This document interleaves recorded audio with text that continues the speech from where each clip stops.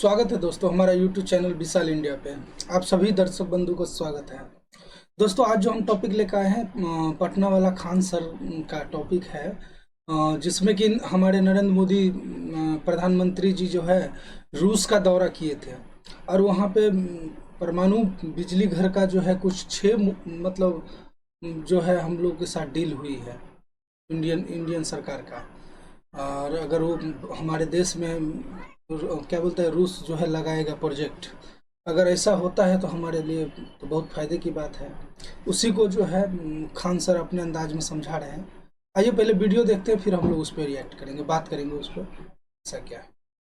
सबसे western world ने पूरी कोशिश की है कि रसिया को कैसे कैसे डैमेज किया जाए, चाहे वो सैंक्शन से डैमेज करे या उसके जो भी पार्टनर्स है उनको दबाव सैंक्शन लगाकर या प्रेशर लगा के रोका जाए। इसी क्रम में उसने इंडिया को भी सोचा था कि इंडिया और रसिया के बीच में जो ट्रेड हो रहा है उसे कम से कम किया जाए, लेकिन इसका पूरा कोई असर नहीं दिखा, बल्कि इंडिया और रसिया का ट्रेड और बढ़ गया और रसिया का भी बढ़ गया। एक एक करके समझते हैं। अभी हालिया में हमारे प्रधानमंत्री रसिया दौरा पे गए और रसिया जब दौरा पे गए तो पूरी वेस्टर्न मीडिया उन्हें देख रही थी कि क्या क्या समझौता होके आता है। इसी में रसिया के जो हाईएस्ट सिविलियन अवार्ड होता है, जैसे भारत में भारत रत्न होता है, वैसे ही वहां पर ऑर्डर ऑफ सेंट एंड्रयूज होता है जो नरेंद्र मोदी को दिया गया। ये एक किसी भी देश के लिए गर्व की बात होता है कि जो दूसरे देश में हमारे प्रधानमंत्री को ऐसे अवार्ड दिए जाते हैं। इसके बाद दोनों के बीच में कई सारे डील होते हैं, जिसमें कुछ महत्वपूर्ण डील थे, जिसमें 6 न्यूक्लियर पावर प्लांट लगाने की बात थी। न्यूक्लियर पावर प्लांट जो होता है बहुत ज्यादा मात्रा में ऊर्जा दे देता है और ये लगातार इसे बंद करने की जरूरत नहीं होती है। राजस्थान का रावत भाटा जो था लगातार 2 साल तक चला था, उसे बंद भी करने की जरूरत नहीं थी।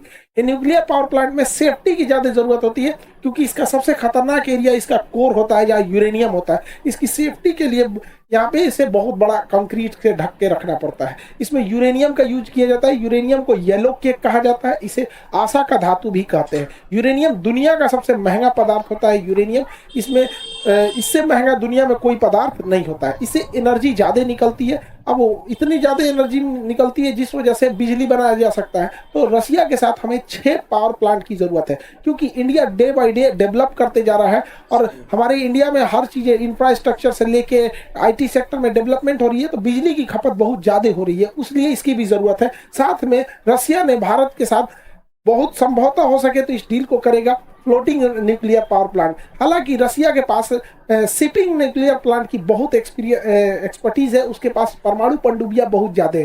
तो ऐसे ही बिजली घर को पानी वाली जहाज में ये लोग फिट कर देते हैं। जो न्यूक्लियर रिएक्टर है उसे पानी वाली जहाज में फिट कर देंगे और बाकी उसमें जो भी सिस्टम है लगा देंगे। और शिप ऊपर से नॉर्मल दिखेगी, अंदर से ऐसा होगा। शिप ऐसे दिखेगी, बाहर से यहाँ पे होगा। अब इस शिप को किसी भी जगह पे हम मूव करा सकते हैं। सपोज कि अगर केरल में बिजली पे अटैक हो गया और केरल की बिजली सप्लाई खत्म हो जाती है, तो इस जहाज को केरल के पास जाएंगे और जैसे ये क्रेन लगा है ऐसे ही तार लगा देंगे यहाँ पे ग्रिड, और उसे ग्रिड से जोड़ देंगे। एक बार जब कोई भी इलेक्ट्रिसिटी ग्रिड से जुड़ जाती है तो आपका मन आप जहां मन वहां भेज दीजिए। जैसे रेलवे लाइन पूरे देश में बिछा हुआ है, वैसे बिजली लाइन पूरे देश में बिछा हुआ है, जिसे हम लोग ग्रिड बोलते हैं। ये ग्रिड से जोड़ सकते हैं, तो इसका बहुत फायदा। इसकी क्षमता है 800 मेगावाट। पटना शहर की औसतन जो बिजली खपत है पूरे पटना जिला की 800 मेगावाट है औसतन। गर्मी में कभी बढ़ जाता है, ठंड में थोड़ा सा कम हो जाता है, जैसे एसी वगैरह का जरूरत होता है। तो एक शहर को ये अकेले बिजली सप्लाई कर सकता है। अब मूव करके इधर से उधर चला जाएगा। तो रसिया से इसकी भी डील लगभग तय मानी जा रही है यहाँ पर। और इसी बीच जब यहाँ पे डील हो ही रहा था तो रसिया से 2 ट्रेन कोयला को लेकर इंडिया पहुंची। अब यहाँ से कोयला को लेकर इंडिया कैसे पहुंची, तो इंटरनेशनल नॉर्थ साउथ कॉरिडोर लेके ये ट्रेन रसिया से होते हुए यहाँ पर कजाकिस्तान, ये जो काकेशस पर्वत है, इसे पार करके ईरान के चाबहार पोर्ट पर पहुंचती है। ईरान के चाबहार पोर्ट के बाद फिर वहां से मुंबई पहुंच जाती है। तो यहाँ से ये इंटरनेशनल नॉर्थ साउथ कॉरिडोर जाता है। इसी में यहाँ पर India middle east economic corridor भी जाता है। तो India middle east economic corridor जो है ये भी यहीं से गुजर सकता है। तो India middle east economic corridor Dubai, Saudi Arab ये होते हुए यहाँ से निकल सकता है। लेकिन इन दोनों इतने बड़े बड़े ट्रेड रूट के लिए भारत के पास मुंबई बंदरगाह उतना गहरा नहीं है। इसलिए मुंबई बंदरगाह से बहुत गहरा बनाने के लिए और वर्ल्ड लेवल का बंदरगाह एयर सीपोर्ट बनाने के लिए वहां पे मुंबई से थोड़ी दूरी पे वाधवन पोर्ट बनाया जा रहा है। वाधवान पोर्ट जो है ये टॉप दुनिया एशिया के जितने बड़े बंदरगाह उसमें टॉप 10 में ये आएगा। इतना बड़ा इसे बनाया जा रहा है। इस समुद्र के अंदर 6 किलोमीटर में बनाया जा रहा है ताकि गहराई वहां ज्यादा हो और बड़े से बड़े शिप को लाया जा सके यहाँ पर। तो ट्रेड इतना बेहतरीन बढ़ रहा है यहाँ पे। ये पोर्ट अगर बन जाएगा तो हम लोगों की कोलंबो पोर्ट से निर्भरता घट जाएगी, क्योंकि बहुत बड़े जहाज को हमें कोलंबो पोर्ट में भेजना पड़ता था, वहां से फिर अनलोड करके मुंबई लाना पड़ता था, क्योंकि मुंबई बंदरगाह उतना भी गहरा नहीं है। हालांकि कांडला जो है वहां पे नवा सीवा जो है, नवा सीवा बंदरगाह आधुनिक है, लेकिन उससे भी बेटर बनेगा ये वाधवन पोर्ट यहाँ पर। तो अभी ये कोयले से भरी जहाजें आ गई हैं। इसी बीच हम लोग की डील होती है रसिया के साथ। रसिया हमें already S-400 missile defence system दे दिया है। S-400 जो है 400 किलोमीटर के दायरे में आने वाले किसी भी एरियल थ्रेट को मार सकता है। ये एक किसी भी जहाज या मिसाइल को मारने के लिए काउंटर में 2-2 मिसाइल छोड़ता है, ताकि एक से मिस हुआ तो दूसरा उसे मार सके। बट इसका रडार जो होता है वो 600 किलोमीटर देख सकता है, लेकिन 400 किलोमीटर के दायरे में आएंगे तो मार के गिरा देगा। इतना पावरफुल है। दुनिया का सबसे पावरफुल ये जो एयर डिफेंस सिस्टम है S-400 है। अब भारत के पास ऑलरेडी S-400 है, लेकिन ऐसा डील हो रहा है कि बहुत जल्दी भारत को रसिया जो है भारत को S-500 भी दे देगा। S-500 की मारक क्षमता 500 किलोमीटर है। अभी S-500 को केवल रसिया यूज करता है, उसने किसी दूसरे देश को नहीं दिया है। ये दुनिया का सबसे खतरनाक एयर डिफेंस सिस्टम है। अब आप समझिए कि हम लोग अगर ये एयर डिफेंस S-500 मिल जाता है तो अगर हम इसे अमृतसर पे रखते हैं तो पाकिस्तान के अंदर कोई जहाज नहीं उड़ सकता है, क्योंकि उतनी अंदर तक वो देख सकता है और वहां पे मिसाइल से हमला कर सकता है। चाइना के पास भी ये सिस्टम है, लेकिन चाइना के पास केवल S-300 है, यानी ये केवल 300 किलोमीटर मार सकता है। और हमारे पास S-400 ऑलरेडी है। ऑलरेडी है चाइनीज भाई लोग, तुम समझो ध्यान से, हमारे पास S-400 पहले से है। S-500 आने वाला है। तो इसका मतलब अगर हम लोग सामने सामने की लड़ाई हो तो उसकी एयरफोर्स कितनी भी तगड़ी हो, वो मैक्सिमम हमारे अंदर 300 किलोमीटर पेनिट्रेट कर सकता है और हम लोग उसके अंदर 500 किलोमीटर कर सकते हैं। तो ये एक बेहतर डील है भारत और रसिया के बीच में, जो दिखाता है कि दोनों देशों के रिश्ते कितने मजबूत हैं, क्योंकि S-500 केवल और केवल रसिया यूज करता और किसी को नहीं दिया। रसिया ने तुर्की को भी S-400 दिया था, जिसपे वेस्टर्न मीडिया ने बहुत बवाल मचाया था। तो हम दोनों के रिश्ते बहुत बेहतरीन होते जा रहे हैं। हालांकि बहुत दबाव बनाया गया। रसिया ने अपनी ओर से ऑफर भी किया है Su-57 Su-57 सुखोई क्या ये विमान है, ये बहुत बेहतरीन जहाज है, लेकिन स्टील्थ टेक्नोलॉजी से होता है। स्टील्थ रडार में नहीं आते हैं। इसे अमेरिकन जहाज F-22 रैप्टर से ना किया जाता है, लेकिन ये काफी कॉस्टली है। तो भारत इसमें इंटरेस्ट भी दिखा रहा है और नहीं भी उतनी तरह से नहीं कह सकते, लेकिन रशिया की ओर से ये खुला ऑफर किया गया है हमारे लिए। यहाँ पे राफेल वगैरह से तो ये तगड़ा है। एक्चुअली हर जहाज की अलग अलग काम होता है। जैसे सड़क पे देखते होंगे, जो काम टेम्पू कर सकता है वो ट्रक नहीं कर सकता है, जो काम बाइक करेगा वो कभी बस नहीं कर सकता है। तो ऐसे कहिएगा कि बताइए, आप ही से कोई पूछेगा कि मोटरसाइकिल अच्छा, फोर व्हीलर अच्छा, कार अच्छा कि बस अच्छा, अब क्या कहिएगा भाई, जरूरत जिस चीज की है वो है। वैसे लड़ाकू जहाज में अमूमन ऐसे कॉमन मेंटेलिटी क्या होती है, जो एडवांस है वही अच्छा है। कुछ बॉम्बर होते हैं जो बम गिराते हैं, कुछ स्ट्राइकर होते हैं जो बम नहीं गिराएंगे, तड़तड़ा के मारेंगे, सब डॉग फाइट के काम में आएंगे। कुछ रिकॉनेसेंस मिशन में आते हैं, दूसरे देश में घुस के निगरानी करने में। कुछ दोनों काम कर सकते हैं, मार भी सकते हैं, रिकॉनेंस भी कर सकते हैं, बम भी गिरा सकते हैं, मल्टी रोल काम कर सकते हैं। जैसे राफेल एक मल्टी रोल जहाज है। तो सबका अलग अलग होता है। यहाँ पे ये एयर सुपीरियरिटी के लिए है, एकदम स्टील्थ है, स्ट्राइकर जाएगा एकदम कहीं पे भी बम गिरा के आ सकता है, लेकिन ये बड़ा कॉस्टली होते हैं, इसकी ऑपरेटिंग कॉस्ट भी बहुत ज्यादा होती है। तो देखते हैं कि आगे क्या होगा। बाकी हमारा तो HAL बना रहा है, अभी तक तेजस कंप्लीट नहीं कर पाया, पता नहीं क्या कर रहे हैं लोग। अच्छा भी नहीं लगता है बार बार बोलने में कि तेजस कंप्लीट नहीं हुआ। आज से बन रहा है, सोच रहा 40 साल से तेजस से बन रहा है, अब ये लोग का इंजन पूरी तरह से फाइनलाइज नहीं। तो ये भी एक दर्शाता है। हालांकि डिफेंस सेक्टर में प्राइवेटाइजेशन बहुत पहले हो जाना चाहिए। प्राइवेटाइजेशन होने से थोड़ा सा कोई भी चीज बड़ा तेजी से एक्टिवली काम करते रहता है। देखिए, इतना दबाव भारत पे बनाया जा रहा था, वेस्ट ने पूरी कोशिश किया दबाव बनाने की, बहुत सारी धमकियां दी गई अमेरिका और भारत यूरोप की ओर से कि भारत को सैंक्शन लगाए जाएंगे। लेकिन अभी हाल ही में UN सिक्योरिटी काउंसिल में रसिया जो है वो इसका अध्यक्ष बना है, उसने भारत का बचाव किया और कहा है कि वेस्ट मीडिया ने भारत पे बहुत ज्यादा दबाव भी बनाने की कोशिश कर रही है। एक्चुअली वेस्टर्न मीडिया का अलग नेरेटिव है, वो अपने हिसाब से सोचता है यहाँ पे। अब सोचिए ना, ईरान के मिलिट्री को उसने आतंकवादी घोषित कर रखा है। मतलब आतंकवाद का कोई परिभाषा ही नहीं रखा है। हमारा ईरान से अच्छा संबंध है, ईरान हमारे भारत के लोगों को, और या ईरान और भारत का बहुत अच्छा रिलेशन है हमारा, और उसका दोनों का ट्रेड बैलेंस भी अच्छा है, पेट्रोलियम लेते हैं। अब वहाँ की जो रिवोल्यूशनरी गार्ड है, जो इसको BSF कहता है, जैसे हमारे यहाँ BSF है, उसको आतंकवादी घोषित कर रखा है। उनको कहना है कि रसिया जो है ना, अब ध्यान से समझिए, रसिया अगर यूक्रेन पे हमला किया तो कहता है रशियन एग्रेशन, रशिया ने हमला किया, एग्रेशन, और अमेरिका आके अफगानिस्तान पे मार दिया। तो अमेरिकन एग्रेशन नहीं, अमेरिकन एक्शन ऑन टेररिज्म। बताइए, इन लोग की तो गजब गजब की विचारधारा होती है। सही है तो इनके गुड टेररिस्ट और बैड टेररिस्ट। तो रशिया ने भारत का हमेशा से बचाव किया है और जरूरत भी है। और भारत ने यूएन सिक्योरिटी काउंसिल में, रशिया ने यूएन सिक्योरिटी काउंसिल में भारत के परमानेंट मेंबरशिप की भी वकालत किया है यहाँ पर। तो ये सब की वजह से कोई दबाव के खास असर न रशिया के रिलेशन पे पड़ा और न रशिया के ट्रेड पे पड़ा। रशिया के पास बहुत ज्यादा ऑयल भंडार है, तो ये ऑयल रिजर्व को हम लोग टैंकर्स में से रख के और भारत तक इसको लेके आ रहे हैं, क्योंकि भारत में बहुत ज्यादा खपत है पेट्रोलियम का, जनसंख्या बहुत ज्यादा है। जब यूक्रेन और रशिया विवाद नहीं हुआ था तो हम लोग रशिया से जो तेल खरीदते थे वो 1 लाख बैरल पर डे खरीदते थे। बैरल मतलब कौन सी ड्राम को बैरल बोला जाता है। इसमें क्वेश्चन पूछता है कितने लीटर आते हैं, 159, 159 लीटर को एक बैरल कहते हैं। तो हम लोग रशिया से पहले 1 लाख बैरल पर डे तेल खरीदते थे, 1 lakh barrel per day.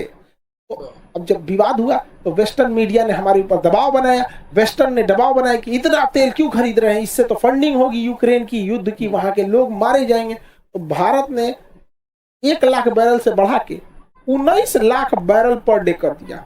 19 lakh barrel per day हम कन्वर्ट कर देते हैं 30 करोड़ लीटर प्रतिदिन। हम लोग रशिया से तेल खरीद रहे हैं ना, 30 करोड़ लीटर प्रतिदिन खरीद रहे हैं, 30 करोड़ लीटर प्रतिदिन खरीद रहे हैं। अब वेस्टर्न पागल है सब, वेस्टर्न मीडिया ले यार ये भारत को किया क्या जाए है, न ये अमेरिका का सुन रहा है न यूरोप का सुन रहा है। तो भारत विश्व गुरु है, गुरु नहीं सुनता है जल्दी किसी का। हम लोग को अपना नेशनल इंटरेस्ट मायने रखता है, पहले उसको हम लोग देखते हैं। तो इसका बेअसर हो गया यहाँ पे। हालांकि वेस्टर्न लोगों ने, यूरोप ने बहुत गलत किया। अलग अलग जगहों पे रूस के एसेट्स थे, कुछ यूरोप में थे, कुछ अमेरिका में थे।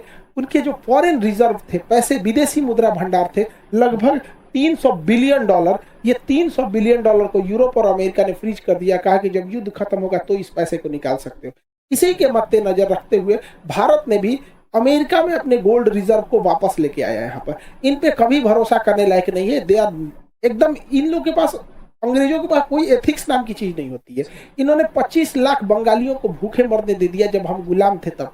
इन्होंने छोटे बच्चे को गोली मारा जलियांवाला बाग में। और इनको अगर खरोच आ जाएगी ना तो दुनिया, पूरी दुनिया खोपड़ी पे उठा लेंगे। इनके पास कोई एथिक्स नहीं होता है, किसी को मार देंगे, किसी से कुछ भी कर देंगे। इन पे कभी भरोसा नहीं करना चाहिए। तो इसका, हालांकि इसका बस एक देश ने विरोध किया था, किंग सलमान जो सऊदी अरब के। हालांकि सारे देशों को इसका विरोध जताना चाहिए। इस तरह से कोई किसी का पैसे हड़प लेगा यहाँ पे। हालांकि लाख विरोध के बावजूद रशिया के व्यापार में कमी नहीं आई, क्योंकि रशिया पिछले 4 सालों से, 4 साल नहीं, 2014 से ही रशिया जब क्रीमिया को कब्जा किया था उसी समय से यूक्रेन से लड़ाई के लिए वो पूरी तरह से कमर कस लिया था। इसमें गलती यूक्रेन की भी है। अब यूक्रेन को सोचना चाहिए कि अमेरिका जो है रूस का सबसे बड़ा दुश्मन है, तो रूस के दुश्मन को आप रूस के सिधाने बैठाइएगा तो क्या करेगा। तो वो पहले से तैयारी में था, इस वजह से रशिया में कोई दिक्कत नहीं आई है। रशिया का जो ट्रेड है, व्यापार है, वो 8.5%, 8.6% के ग्रोथ से जा रहा है। जो उसका फाइनेंस सेक्टर है, बैंकिंग है, इंश्योरेंस है, ये बॉन्ड है, वो सब 8.7% के ग्रोथ से जा रहा है। जीडीपी उसका है 10.9% के ग्रोथ से जीडीपी जा रहा है। कंस्ट्रक्शन जो वर्क होता है, बिल्डिंग कंस्ट्रक्शन, एयरपोर्ट, सीपोर्ट, जो भी रियल इस्टेट के कंस्ट्रक्शन होते हैं, 6.6% के ग्रोथ से जा रहा है। तो इससे ये पता चलता है कि रशिया पर इन सैंक्शंस का कोई खास असर नहीं पड़ा, और ना ही भारत और रशिया के रिलेशन के बीच में कोई भी इस टाइप का असर पड़ा है, क्योंकि ये आंकड़े बताते हैं कि उन पर कोई असर नहीं पड़ा है। आई होप समझे होंगे। तो दोस्तों, वीडियो समाप्त हो गई। बहुत अच्छा वीडियो था खान सर का। तो वीडियो का कोई मतलब तोड़ ही नहीं होता है। वो जो कोई भी एक एक चीज़ जो है मतलब समझा करके बोलते हैं, जो उसका दूरदर्शी क्या होगा। तो इस हिसाब से हम लोग को वीडियो तो बहुत अच्छा लगा। और दोस्तों, हम एक चीज़ और उसमें मतलब याद दिलाना चाहते हैं कि भारत का हमेशा, रसिया जो है हमेशा भारत का साथ दिया है। जब भी भारत को जरूरी पड़ा है तभी रसिया ने कभी पाँव पीछे नहीं किया। याद करिए वो 1971 का जंग, बांग्लादेश जब पूर्वी पाकिस्तान टूटा था और बांग्लादेश बना था, उस समय में अमेरिका जो है वो हमारे मतलब देश के अगेंस्ट अपना परमाणु पनडुब्बी वगैरह जो होता है, शिप वगैरह, परमाणु शिप भेज दिया था। तब उस समय भी क्या बोलता है, रसिया ने हम लोग का पूरे मतलब साथ दिया था, और अपना परमाणु पनडुब्बी वगैरह वो जो है रसिया भेजा था और हमारा बचाव किया था उस समय। वो भी इंटरेस्टिंग कहानी है। खान सर ने उन पे भी वीडियो बनाया है, वो भी हो सके तो हम लाने की कोशिश करेंगे आप लोग के पास। ठीक है, तो इस हिसाब से, और अभी जो युद्ध चल रहा है यूक्रेन और रसिया का, तो हमें लगता है जो इसमें यूक्रेन को भी सोचना चाहिए कि भाई आप मतलब हमारा कोई भी दुश्मन को जो है हमारे घर के सामने अगर ला के रखेंगे, रोज रोज खड़ा करेंगे, तो किसी को भी बुरा लगेगा, तो उसको वो अपने बचाव में कुछ तो करेगा। तो यूक्रेन को भी ऐसा नहीं करना चाहिए। जेलेंस्की हमको लगता है उनको चढ़ा उड़ा दिया है। वो अमेरिका वगैरह, अमेरिका लोग का काम क्या होता है, वो हमेशा को जो है कहीं ना कहीं युद्ध मार करवाता रहता है। एक तरीका से जितने मतलब समझिए ना, शीत युद्ध होता है, खुद नहीं लड़ता है और दूसरे देश को लड़वाता है, बैकग्राउंड में खड़ा होता है और उस देश को बर्बाद। जहाँ भी युद्ध होता है वो देश का मतलब पूरे अर्थव्यवस्था, दुनियादारी सब खत्म हो जाता है वहाँ का। तो युद्ध अच्छी चीज़ नहीं है, इस चीज़ के लिए तो हम लोग भी मानते हैं।